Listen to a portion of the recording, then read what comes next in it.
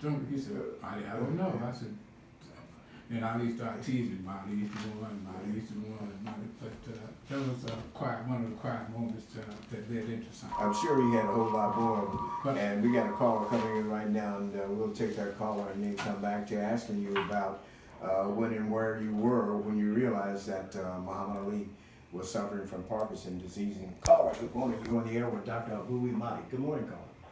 Good morning, peace and love to all. This is Brother Soulbean. Two questions. Are you a resident here in the States now in Little Rock? And the other is suggestions for proper protocol for us to have.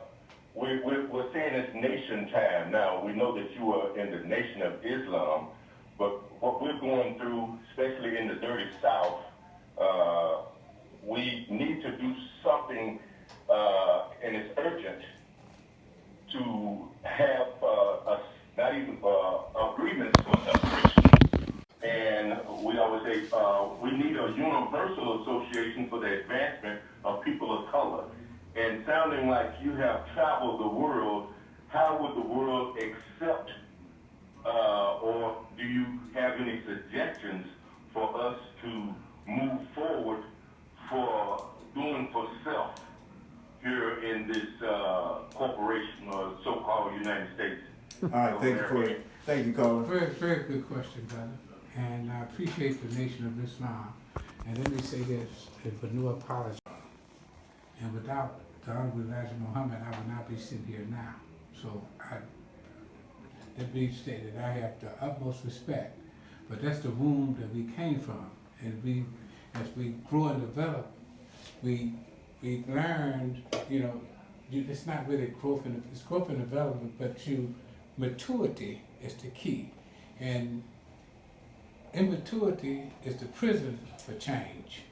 And if you're not really ready to blossom into another form or another dimension that you're going in your life, then you get tied up and you get trapped in your process. And let me briefly tell you, it's in the book though. When a child comes out of the womb, he goes home, he's an infant, and everything in his infancy is very weak.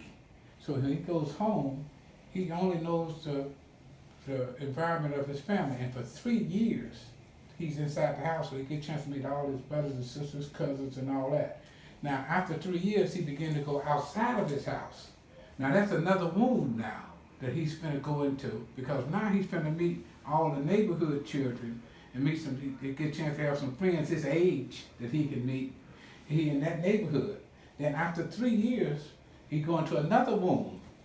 Now, this is maturity now, and that womb is the elementary, where he going to and in my case, I went to Piper Elementary School, and that's 5 or 6 other neighborhoods that's coming together. So I'm meeting all those neighborhood children. And then 3 years later, I went into George Washington Carver University. That's another room, because I got the whole East End now that I'm dealing with at Carver. And then Elementary. at 3 years later, I went into another room.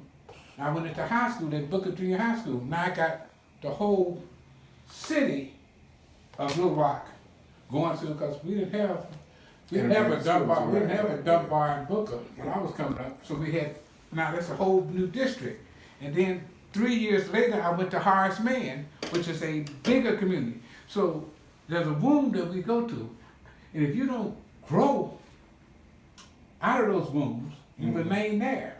Right. So I'm telling you that the Nation of Islam was a womb that I went through.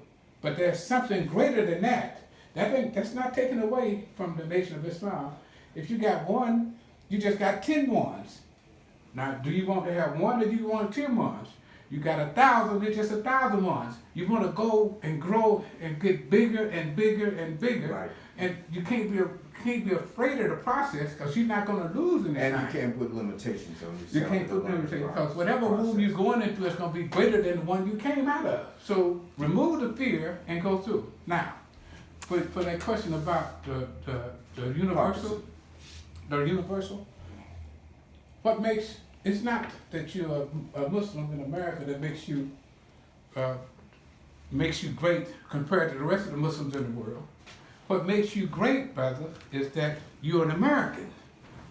Now, you understand what I'm saying when I say you're an American. It's Joseph's coat of many colors. That represents